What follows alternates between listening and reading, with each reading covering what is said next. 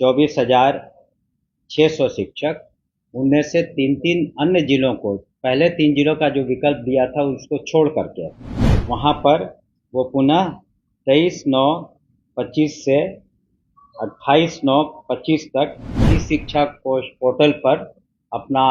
आवेदन दे सकते हैं ऑनलाइन। आप सभी का प्रेस कॉन्फ्रेंस में स्वागत है और मुख्यतः 2 बिंदुओं पर हम लोग बात करना चाहेंगे। एक, माध्यमिक शिक्षक पात्रता परीक्षा एसटीटी के बारे में, की तिथियों के बारे में, और दूसरा जो हम लोगों ने स्थानांतरण नीति बनाई है शिक्षकों के बारे में, तो और अधिक सहूलियत शिक्षकों को और कैसे मिले बिल्कुल पारदर्शी तरीके से, ताकि उनका परफॉर्मेंस बेहतर हो सके। इन्हीं 2 बिंदुओं पर हम लोग बात करना चाहेंगे और इसके अतिरिक्त अगर आपको कोई प्रश्न हो तो आप पूछ सकते हैं। तो जैसा कि आपको पता है, हम सभी जानते हैं कि माननीय मुख्यमंत्री श्री नीतीश कुमार जी की प्राथमिकताओं में से शिक्षा विभाग बहुत ऊपर आता है और बजट के अलावे जो नियुक्तियां हुई लाखों में शिक्षकों की, तो उनको कहाँ पर किस जगह उन्हें पदस्थापित किया जाए, उसके बारे में हम लोगों ने उन्हें सहूलियतें दी। पहले जो भी गंभीर बीमारी से ग्रसित थे या अन्य पति पत्नी और अन्य मामले थे, उसको हम लोगों ने देखा है।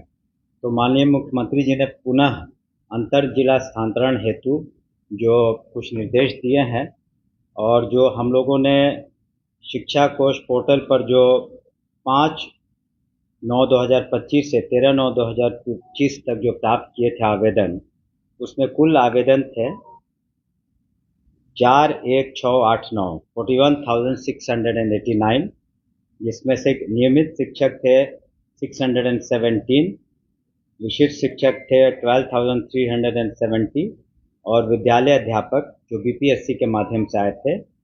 28,702, यानी कुल 41,689 इतना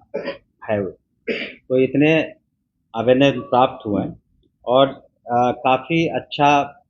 परसेंटेज ऑफ सेटिस्फैक्शन रहा। और कुल मिलाकर इसमें अगर हम लोग ब्रेकअप देखते हैं तो जो 3-3 जिला का उनसे आवंटन मांगा गया था, तो दिव्यांग श्रेणी के कुल 61 महिला शिक्षिकाओं में से करीब 92% यानी 56 शिक्षिकाओं को उनके द्वारा दिए गए 3 जिला के विकल्प में से दिया जा चुका है, यानी 83% सेटिस्फैक्शन था। उसी तरह से लगभग 9,900 महिला शिक्षिकाओं का स्थानांतरण उनके द्वारा दिए गए 3 जिलों के विकल्प में कर दिया गया। उसी तरह से पुरुषों में 14,700 पुरुष शिक्षकों का स्थानांतरण उनके द्वारा दिए गए 3 जिला के विकल्पों में किसी एक में से कर दिया गया। इस प्रकार अगर आप देखेंगे तो लगभग 24,600 शिक्षकों को उनके द्वारा दिए गए 3-3 जिला के विकल्प में कोई एक जिला आवंटित उनके द्वारा जो मांग की गई थी उसे कर दिया गया। शेष 17,000 शिक्षकों में जिन्हें उनके द्वारा विकल्प के जो जिले थे, जो विकल्प जिले नहीं दिए गए, तो अब हम लोग देख रहे हैं, हम लोगों ने समीक्षा की है कि कक्षावार, विषयवार रिक्तियाँ कहाँ कहाँ उपलब्ध है, जिसके कारण उन्हें दिक्कतें हुई, तो उन्हें पुनः 3-3 जिला, यानी जो शेष बचे हुए हैं 24,600 शिक्षक, उनमें से 3-3 अन्य जिलों को, पहले 3 जिलों का जो विकल्प दिया था उसको छोड़ करके वहाँ पर वो पुनः 23/9/25 से 28/9/25 तक ई शिक्षा कोश पोर्टल पर अपना आवेदन दे सकते हैं ऑनलाइन। पुनः हम रिपीट करना चाहेंगे कि जो 17,000 शिक्षकों को जिन्हें उनके द्वारा जो 3 जिले विकल्प के रूप में देना था वो नहीं मिल पाया, जो हमने कारण बताए, तो उन्हें पुनः एक मौका दिया गया है 23/9/25 से 28/9/25 तक ई शिक्षा कोश पर 3-3 जिलों का वो विकल्प मांगे जो पूर्व के जिले नहीं थे, और उसके बाद हम लोगों ने जो कमेटी बनाई है डिस्ट्रिक्ट मैजिस्ट्रेट्स की, जिसमें डिस्ट्रिक्ट एजुकेशन ऑफिसर हैं, डीडीसी हैं, अन्य पदाधिकारी हैं, वो ज़िले के अंदर वो अपना सांत्रण कर देंगे। वो ये देखेंगे कि कहाँ पर किस सब्जेक्ट में कहाँ ज़रूरत है, कहाँ पर जो छात्र और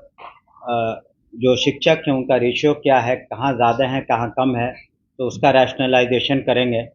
और वैसे कोई अगर मामले आते हैं जो दूसरे ज़िलों में स्थानांतरण करना बहुत आवश्यक है निजी कारणों से या बीमारी कारणों से, तो वो मुख्यालय में सेक्रेटरी साहब को अपना वो कमेटी रिकमेंडेशन दे देगी। इस पर हम लोग विचार करके निश्चित रूप से उसको देखेंगे। तो ये स्थानांतरण नीति जो हमारी है, उसमें कुछ और हम लोगों ने विकल्प दिए हैं जो छूट गए हैं शिक्षक, और बिल्कुल उदार तरीके से आपने देखा होगा कि पुनः दिया है। दूसरा विषय विद्या विहार आवासीय विद्यालय 29 वर्षों से आपके बच्चों को शिक्षा, खेल और सांस्कृतिक रूप से समृद्ध कर रहा है। बिहार के पूर्णिया में स्थित हमारा 40 एकड़ का हरा भरा परिसर और 27 एकड़ का खेल मैदान एक ऐसा वातावरण प्रदान करता है जहां विद्यार्थी न केवल पढ़ाई में बल्कि हर क्षेत्र में आगे बढ़ते हैं। विद्या विहार आवासीय विद्यालय परोरा, पूर्णिया, बिहार।